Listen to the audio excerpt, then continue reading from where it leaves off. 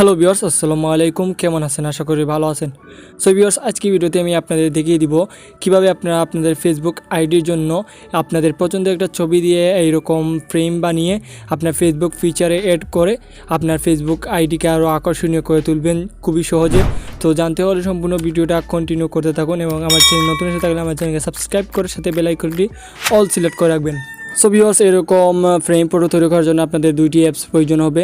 প্রথম অ্যাপসটি হলো পিন্টারেস্ট, যার লিঙ্ক আমি আমার ভিডিও ডিসক্রিপশনে দিয়ে রাখবো। সেখান থেকে আপনারা ডাউনলোড করে নেবেন অথবা প্লে স্টোরে গিয়ে সার্চ করলে এই অ্যাপসটি আপনারা ডাউনলোড করে নেবেন। এবং সেকেন্ড যে অ্যাপসটির নাম হলো পিকসার্ট, এই অ্যাপসটি আপনারা ডাউনলোড করে নেবেন। দুই অ্যাপসটির এই লিঙ্ক আমার ভিডিও ডিসক্রিপশনে দেওয়া থাকবে, সেখান থেকে আপনারা অ্যাপসটি ডাউনলোড করে নেবেন। সো ভিউয়ার্স, ফার্স্ট টেবল আপনারা পিন্টারেস্ট অ্যাপসটি ওপেন করবেন।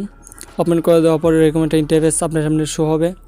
সো এখানে সার্চ অপশনে আপনারা সার্চ করবেন create handsome boy frame photo.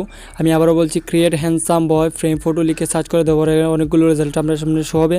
তো দেখতে পাচ্ছেন এখানে অনেক ধরনের স্টাইলিশ ফ্রেম দেওয়া আছে। আপনার যেই ফ্রেমটা পছন্দ হয় সেটা ক্লিক করবেন। তো আমি একটা ফ্রেম এখানে ক্লিক করব। সো ক্লিক করে দেওয়ার পর দেখতে পাচ্ছেন এখানে অনেক সুন্দর একটা ফ্রেম। তো একটু নিচে চলে আসবেন, নিচে চলে আসার পর দেখতে পারবেন এখানে অনেক কালীগড়ের ফ্রেম দেওয়া আছে। তো এখান থেকে আপনারা যে ফ্রেমটা আপনার পছন্দ হয় সেই ফ্রেমটা এখানে ডাউনলোড করে নিতে পারবেন খুবই সহজে। তো আমার এই ফ্রেমটা খুবই চয়েস হয়েছে, তাই আমি এই ফ্রেমটা এখানে 3 ডটে ক্লিক করে এখানে ডাউনলোড ইমেজে ক্লিক করে ফটোটা ডাউনলোড করে নেব। দেখতে পাচ্ছেন আমার ফটোটা কিন্তু ডাউনলোড হয়ে গেছে।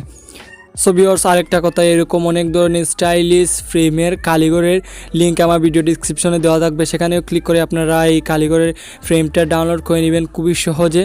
সো এখন আমি আমার সেকেন্ড যে অ্যাপসটা পিকসার্টে চলে যাব।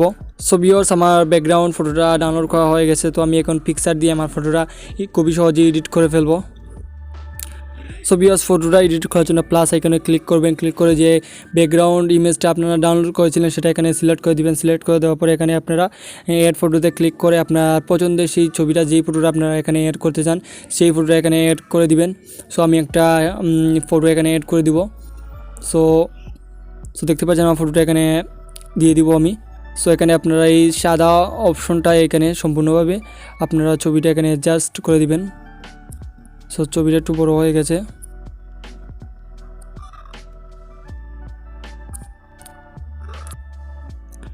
সো ভিউয়ার্স, দেখতে পেলেন আমার ফটোটা কিন্তু এখানে আমি অ্যাড করে দিয়েছি। তো এখানে টিক চিহ্নে ক্লিক করে এই ফটোটা আবার ভালো করে দেখে নেবেন। দেখে নেওয়ার পর এখানে আপনার ফটোর বর্ডারটা আপনারা চাইলে এখানে দিয়ে দিতে পারেন। তো আপনারা ফটোটা এখানে কোন কালার দিলে ভালো হয় সেটা আপনারা সিলেক্ট করে নেবেন।